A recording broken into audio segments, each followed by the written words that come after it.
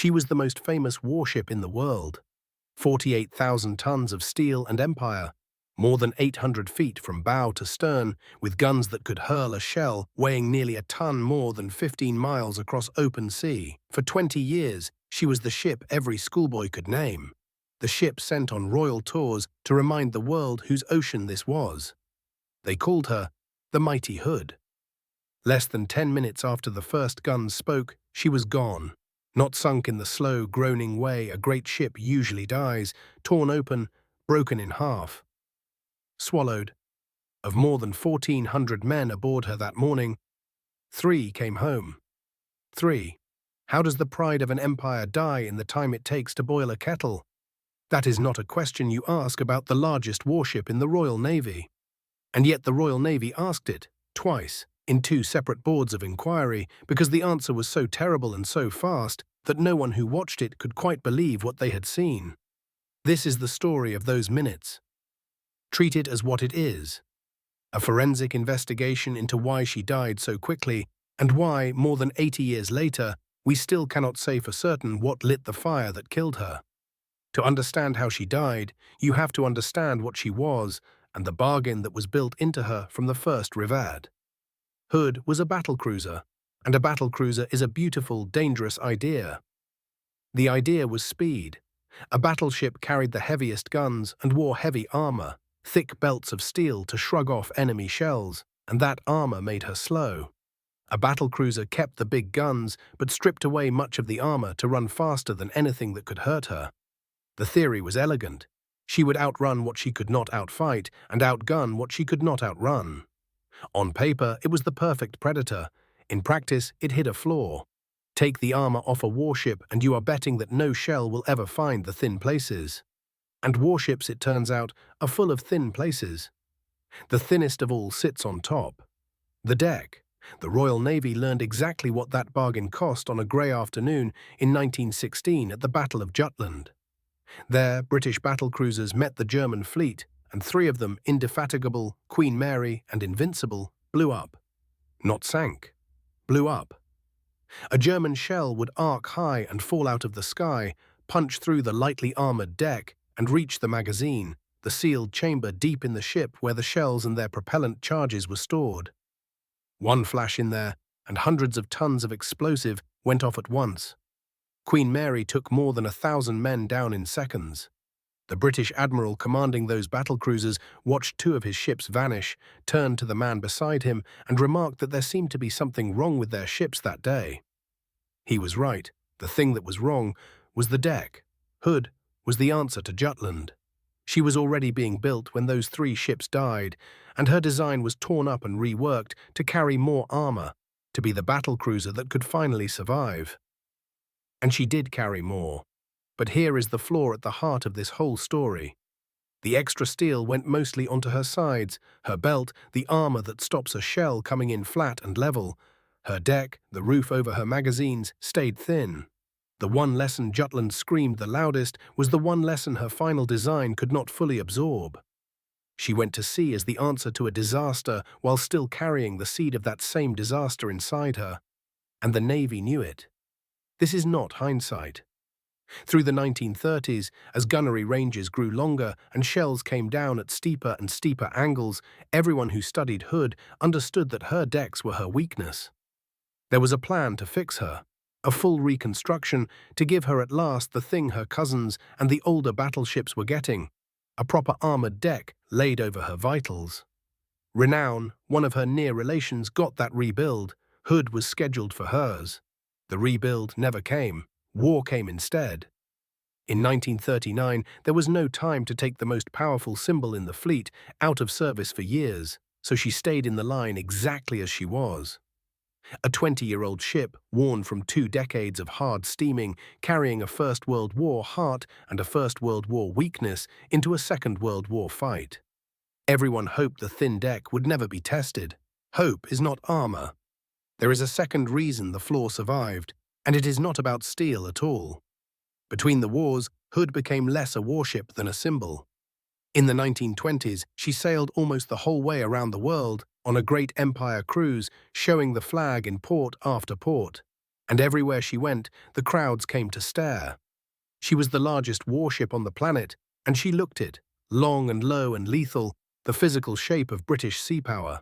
Sailors were proud to serve in her. The public adored her, and that adoration is part of why the weakness was never cut out. You do not quietly pull the most beloved ship in the Navy apart for years of surgery, not while everyone is watching, not while she is the reassurance the whole empire leans on.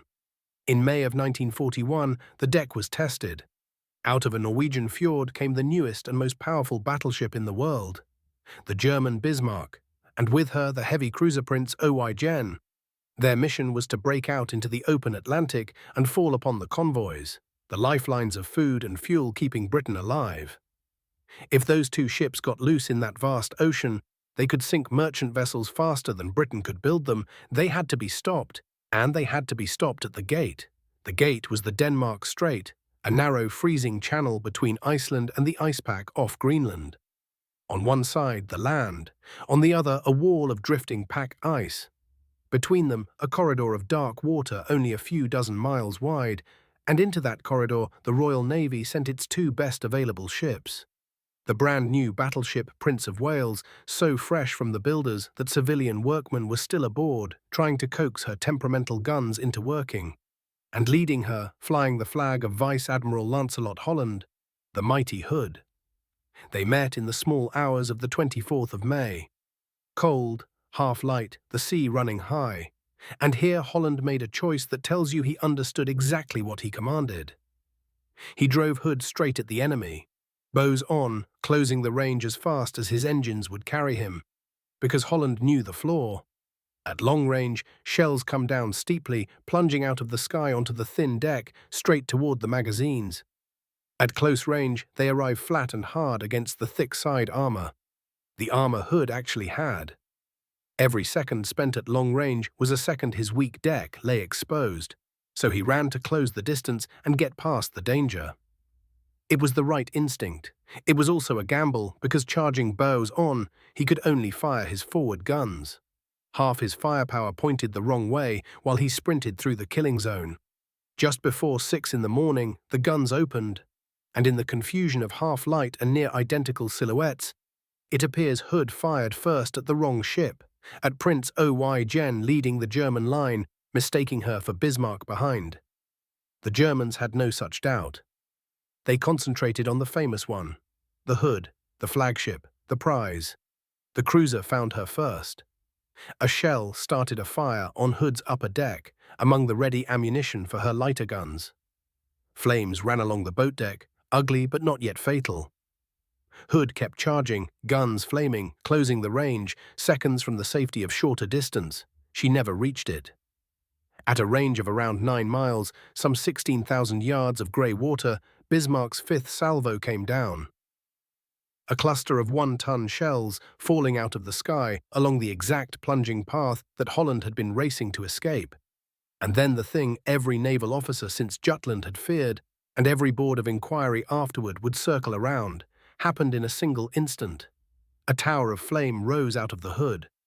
Witnesses on the other ships, men who had spent their whole lives around naval gunfire, described a sheet of fire taller than her masts, a jet of pure flame roaring up from somewhere near her after turrets. Then the sound reached them, and then Hood, all 48,000 tons of her, simply came apart. Her stern was gone, her bow reared up out of the sea, pointing at the sky, and slid under. From the pillar of fire to the empty water was about 3 minutes. If you had blinked at the wrong moment, you would have missed the most famous warship in the world ceasing to exist.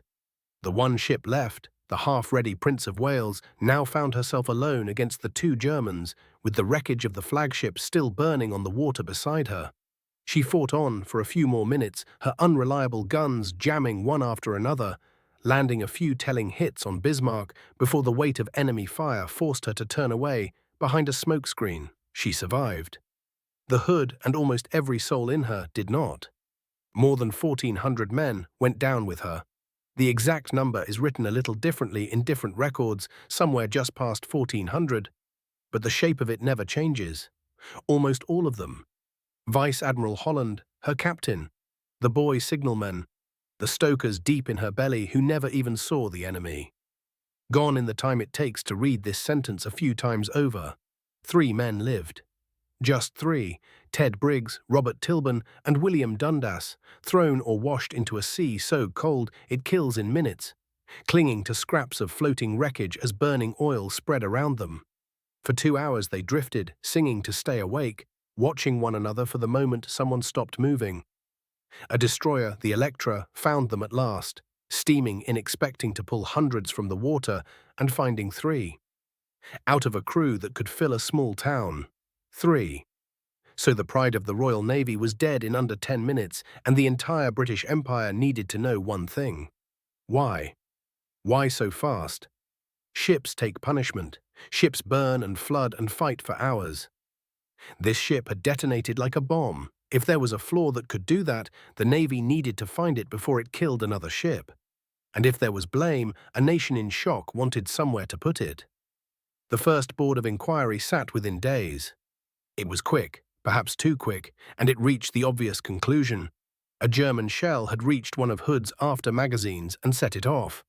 But the speed of that first verdict left too many questions open, so a second, fuller board was convened later that same year. It took more testimony, weighed the evidence more carefully, and came to nearly the same place. The most probable cause of the loss of Hood was a hit from Bismarck that penetrated to a main magazine in the after part of the ship, igniting the propellant charges and blowing her apart. Read that carefully. Most probable, not proven. The leading explanation, then and now, is the one the ship's whole design had always feared.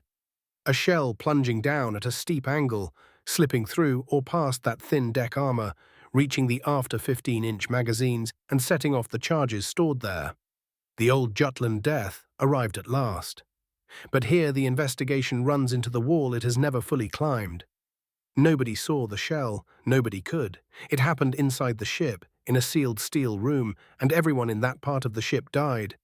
The boards were reasoning backward from a fireball, and thoughtful people have argued the details ever since.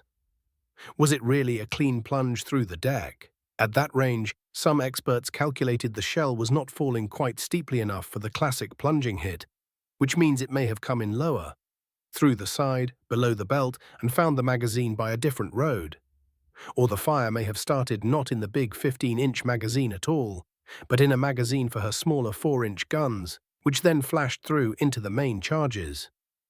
Each version puts the shell on a slightly different path. Each one ends the same way, in the same after part of the ship with the same tower of flame.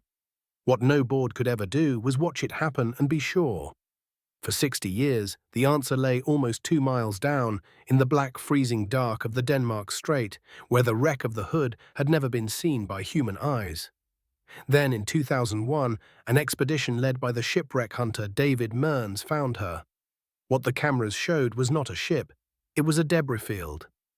The Hood lay scattered across the sea floor, her bow torn away and lying apart, her stern shattered, whole stretches of her simply blown to fragments. And the heart of the destruction sat exactly where the boards had said the fire began, in the after part of the ship around the rear magazines. The wreck confirmed the wear. She had been ripped apart from within, at the stern, by her own ammunition going up. But even the wreck, could not fully answer the how. It could show the wound. It could not replay the shot. The precise path of that one shell, the exact door through which death entered, remains an argument among historians to this day. We know what killed her. We are still not certain, blow by blow, how the killing blow got in. And so it comes back to the bargain. She was born from one disaster, built to be the ship that would not blow up like her sisters at Jutland. And the single weakness that could never be fully cured was the very one that killed her 25 years later in almost exactly the same way. The flaw was known. The fix was planned. The war came first, and a shell found the thin place over her magazines, the place everyone had worried about and no one had been able to close. The most famous warship in the world, 48,000 tons of steel and empire, less than 10 minutes from the First Salvo to a column of flame and an empty sea. More than 1,400 men, and 3 who came home to tell us what they saw and still could not fully explain. 3 men on the freezing water watching the space where the mighty Hood used to be.